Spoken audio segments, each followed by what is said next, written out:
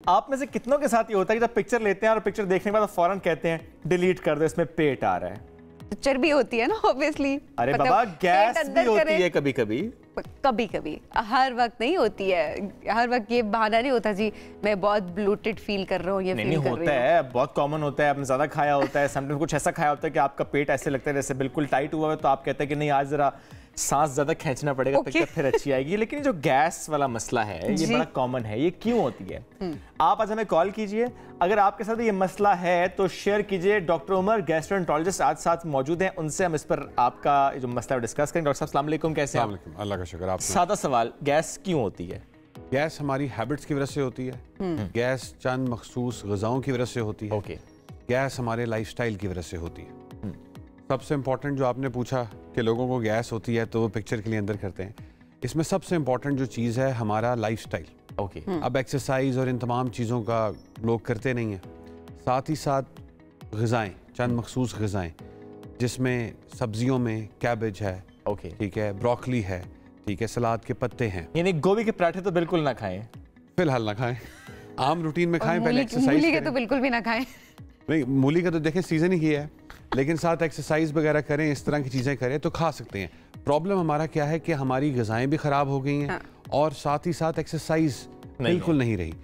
Bed eating patterns ہیں. Eating pattern کوئی ہے ہی نہیں. مطلب صبح نہیں کھایا، رات کے کھانے کو زندگی کا آخری کھانا سارا سمجھ کے کھاتے ہیں تو پھر گیس ہی ہونی. اچھا ڈاکٹر صاحب، وہ لوگ بھی جو بہت کم کھاتے ہیں ان کو بھی ایشو ہوتا ہے اور وہ کہہ رہے تھے جی ہم بہت بلوٹڈ فیل کر رہے ہیں، انہیں بلوٹنگ ہونا شروع ہو جاتی ہے. دیکھیں بہت کم کھانے میں دیکھیں ایک ہوتا ہے انٹرمیٹنٹ فاسٹنگ، ہر چیز اعتدال سے کھانا. ایک ہوتی ہے سیویئر ڈائٹنگ. ڈائٹنگ کے تو بہت سارے اثرات ہیں جس میں سب سے امپورٹنٹ آپ نے دیکھا ہوگا کیٹو ڈائٹ اور یہ فینسی ڈائٹس آ گئی ہیں. جی جی. تو ساری دنیا اسے فالو کرنے لگ گئی ہے وداؤٹ اینی پیٹرن کہ انہیں کوئی اس کی اسٹڈیز نہیں ہے.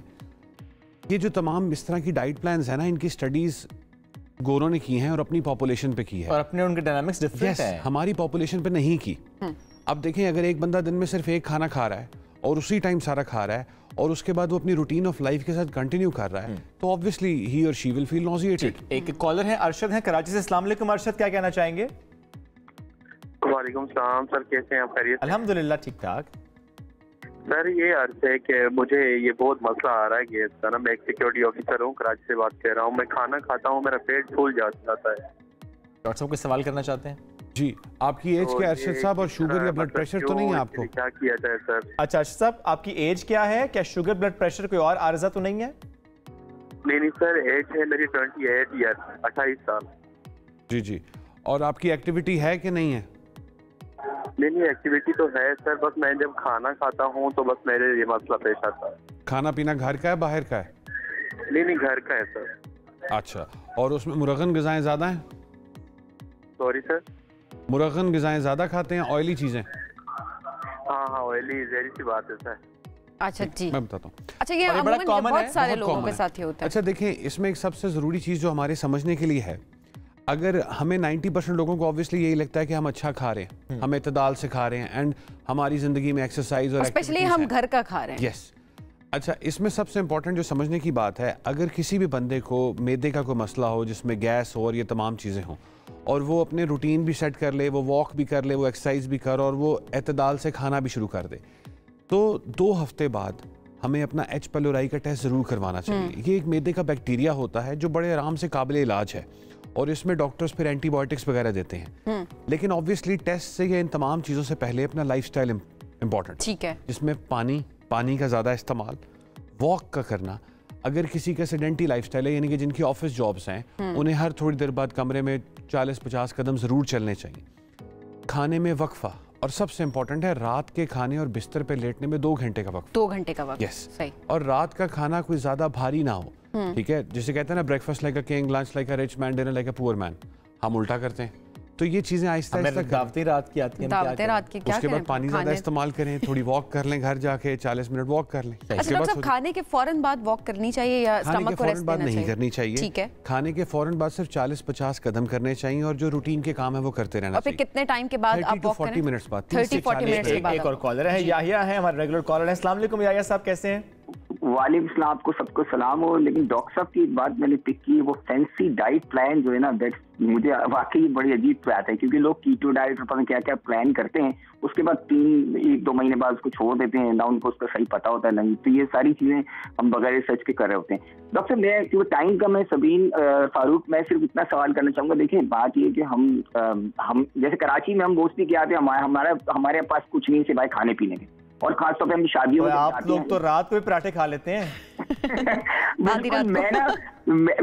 खुद कोशिश करता हूँ एक अपनी भूख से थोड़ा कम खाऊं, लेकिन होता है कि जब हम शादियों में जाते हैं ना, तो जाहिर है वहाँ फिर टेम्पटेशन होती है, लोग खा लेते हैं, फिर ऐसा लगता है कभी जिंदगी में खाना नहीं मिला तो टूट पड़ते हैं। लेकिन उसके बाद जो है ना, वो हम आके जल्दी जो अगर उसके बाद अगर आपको गैस हो जाए या कुछ हो जाए, तो उसका तोड़ क्या है? चले टोटका क्या है जी? एक और कॉलर है साथ ले लें। मिसेस फारूक, अस्सलाम वालेकुम जी, क्या कहना चाहेंगी? अस्सलाम वालेकुम सर। वालेकुम सलाम। सर वो मुझे गैस का प्रॉब्लम है और मैं जी बताइएगा। वालेकुम सर। चलिए इसी पर आज हमारा मौजू भी आप सुनते जाए, डॉक्टर साहब जो अपनी राय दे रहे हैं। टोटका भी होता है वैसे कोई? गैस के देखें मिलते तो हैं बहुत सारे, लेकिन मेडिकली में इट्स नॉट प्रूवन। सही। गैस को सबसे इंपॉर्टेंट जो समझने की बात है ना, जिन लोगों को गैस काफी अरसे से फॉर एग्जांपल चल रही है, तो शुगर एक बहुत बड़ी कॉज है। अच्छा, ठीक है। 40+ में ओबेसिटी बहुत बड़ी कॉज है, ठीक है, जिससे पेट पे चर्बी है। ये बहुत बड़ी 2-3 कॉजेज हैं। हमेशा चीज़ों को ना बेस लाइन से स्टार्ट करना चाहिए। हम लोग क्या करते हैं, गैस हो गई, जाके फकी ले ली या डॉक्टर से दवाई ले ली, उसकी रूट कॉज पे नहीं जाते। ठीक है, रूट कॉजेज में कुछ क्रॉनिक बीमारियां हैं, कुछ और मैदे की जरासीम हैं, उसके अलावा फिर लाइफस्टाइल है ना। अब हमारा मसला क्या है, हमें हर चीज़ फ़ौरन चाहिए कि जी गैस आज ठीक हो जाए और कल से हम फिर रूटीन पे चले जाएं। ओके। देखिए मैदा एक बहुत बड़ा ऑर्गन है और मैदे को हम रेस्ट नहीं दे सकते। आपने ये पानी भी पिया है तो मैदा एक्टिव हो गया, काम करेगा। तो ऑब्वियस सी बात है, जिस चीज़ को रेस्ट चाहिए वो चीज़ बहुत सारा टाइम मांगेगी, वो हैबिट्स मांगेगी। जिस तरह वो उन्होंने बताया कि वो जो गार्ड है, सिक्योरिटी गार्ड है, हिज एज इज़ 28 ईयर्स, तो उन्होंने 28 साल लगाए मैदा खराब करने में, तो अपने डॉक्टर को 28 दिन तो कम से कम देना ठीक है। अच्छा, वैसे ये जो गैस होती है, समटाइम्स ये भी कहा जाता है कि जब गैस बहुत ज्यादा तो दिमाग पे चढ़ जाती है। देखें, अच्छा इसे ब्रेन फॉग कहते हैं। अच्छा। ये बड़ा कॉमन हमारे पास आता है, डॉक्टर साहब गैस का गोला बना और दिमाग पे चला गया। बेसिकली वो पेशेंट को एक अनकंफर्टेबल फीलिंग होती है जिसे वो डिस्क्राइब नहीं कर पाता शायद। ओके, ठीक है। लेकिन इसी गैस के साथ एक और जो लोगों की एजुकेशन के लिए बड़ा इंपॉर्टेंट सवाल है, हमारे अक्सर पेशेंट जो 50+ होते हैं, जिनको हाइपरटेंशन या डायबिटीज हो, उन्हें जब भी गैस या मैदे का मसला हो तो हमेशा रेकमेंडेड है कि पहले अपनी ECG जरूर करा लें। अच्छा, हार्ट पे भी इसका इंपैक्ट होता है, क्योंकि बेसिकली दे कैन नॉट, वो कहते डिफाइन नहीं कर सकते कि मुझे मसला क्या हो रहा है। ओके। सिमिलरली जो ब्रेन फॉग होता है, यानी कि मैदे की गैस दिमाग पे चढ़ जाती है, तो वो समटाइम्स पेशेंट डिफाइन नहीं कर पाता, समझा नहीं पाता। इसमें फिर डॉक्टर्स इसलिए सवाल पूछते हैं, डिटेल में जाते हैं, वो सारे सवाल पूछते हैं कि कोई चीज़ मिस तो नहीं हो रही। जिस तरह गैस होगी, ये बहुत ब्रॉड टर्म है, उसकी कॉजेज हैं, उसकी और कॉज के हिसाब से उसका ट्रीटमेंट होगा, जिसमें ज्यादा जो बेसिक बात है वो खाने पीने की रूटीन और लाइफस्टाइल है। सबसे इंपॉर्टेंट लाइफस्टाइल मॉडिफिकेशन से खासी हद तक गैस का मसला हल हो जाता है। देखिए, पर वो टाइम भी होगा ना। असल में वो जो उन्होंने, हमारे पहले कॉलर ने सवाल पूछा कि जी हम कुछ अरसा फॉलो करते हैं और फिर छोड़ देते हैं, ये चीजें थोड़ा टाइम मांगती हैं। ठीक है, आपकी रूटीन ऐसा तो नहीं है कि 2 दिन में तो जितना टाइम लगाया है कि आपने खराब करने में, उतना टाइम कम से कम उतना तो टाइम 28 साल में खराब हुए तो डॉक्टर को 28 दिन तो दें। डॉक्टर साहब बहुत शुक्रिया, साथ मौजूद थे, साहब मौजूद में गुफ्तगू कर रहे थे